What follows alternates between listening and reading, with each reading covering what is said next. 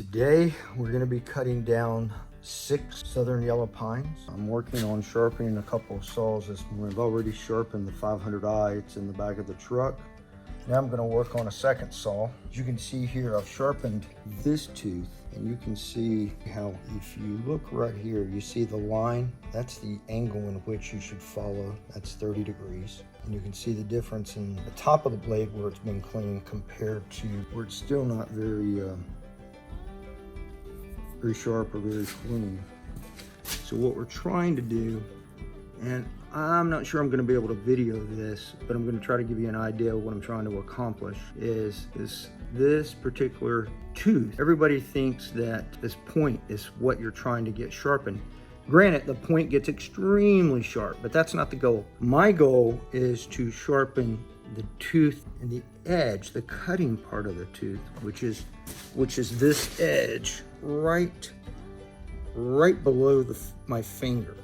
So when I sharpen from underneath, you will see, just like when you sharpen a knife, you'll see a burr pop up there. And when you get that burr coming up, you know you've got it sharp. And then automatically, if you're sharpening it at 30 degrees, keeping your file nice and flat, this will get extremely sharp. And again, that's nice, but what really cuts the wood is this edge right below my finger. And I'll get that super sharp to the point where if you, like right now, I can do this. When I'm done, if I did that, I would probably have to go put a Band-Aid on. So that'll be super sharp again. I'm hitting that pretty hard. You can hear me clicking it. Not sharp. In just a minute, I won't be able to do that. Again, I'll sharpen both sides of the chain, obviously. Another thing people get confused on is they always say, oh, you gotta sharpen each tooth the same number of strokes. Well, believe it or not, that is ideal, but not every tooth is the same. Some teeth might have gotten hit by a little rock or get chipped by a piece of dirt that was on the log that you were sawing. So some teeth need to be stroked more than others. And that's going to change the profile or the size of the tooth. You'll even see on this chain some teeth sizes, or the size may be different on some of the teeth. And you hear, well, it's not going to cut even. Well, you know, the reality of it has nothing to do with it, or very little to do with it. What really makes this chain cut nice and even so it doesn't go right or left as you're sawing a tree is keeping the angle to the tooth correct. If you keep your 30-degree angle and you get every tooth sharp the same, guess what? It'll cut a straight line no matter what the length of the teeth are. So anyway, I'm going to finish sharpening this saw, and then we'll head down to the woods, cut down 6 trees, and I will try to video felling those 6 trees. Well, the saws have been sharpened. We're going to head into the woods. Just wanted to go over a few things that when I head to the woods or the forest or whatever you want to call it, saw trees, here are the things that I have with me that I feel like, you know, if you're driving a four-wheeler or a truck or on a tractor and you can haul this stuff, you should. 1, extremely important, your chaps. 2, this right here has saved my butt more than once. This helmet. Many times you'll have a tree in the forest that falls, grabs another tree, whiplashes the other tree, rips a limb off, or a limb rips off of it, and it'll come right back at you.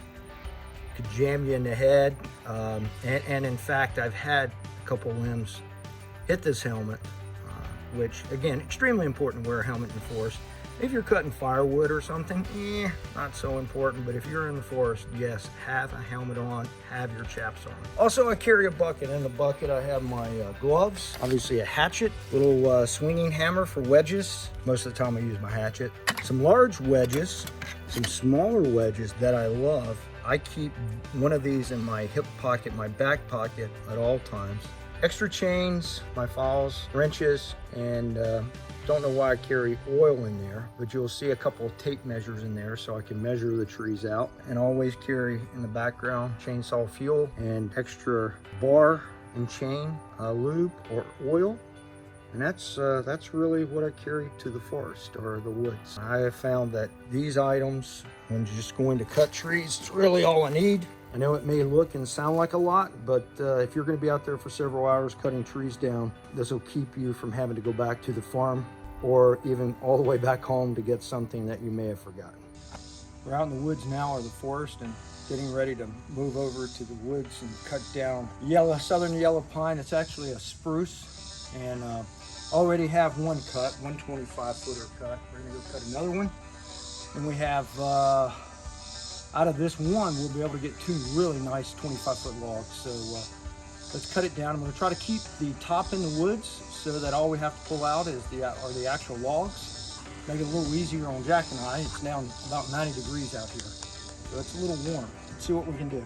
So before I start cutting the tree, I'll actually clean up around it so we can get an exit strategy, so once the tree starts to fall, we can get the heck out of its way.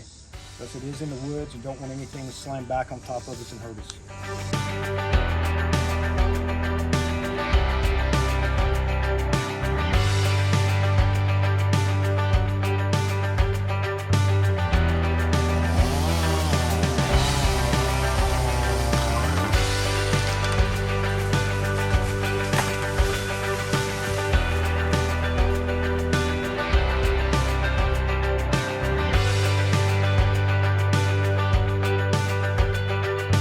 Ran out of fuel in the other chainsaw, so I've been wanting to use my 500i. Haven't used it in about 3 or 4 months. So I'm gonna pull it out, start it. Hasn't been started in 3 or 4 months. Let's see how many pulls it takes to get this thing started. Again, this is fuel injected, no carburetor, no choke required. Just squeeze the bulb about 5 to 8 times. Pull it, see if it starts. Let's see what happens, guys. So again, there's the bulb on the side. I'll squeeze it here. Get some gas in it. 2, 3, 4, 5, 6, 7, 8, 9, 10. I did 10. Lock it. Here's the compression on it to release it. Press it down. Okay. Here's a monster.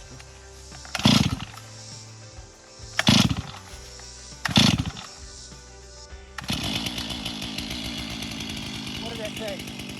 4? Not bad. I've been running for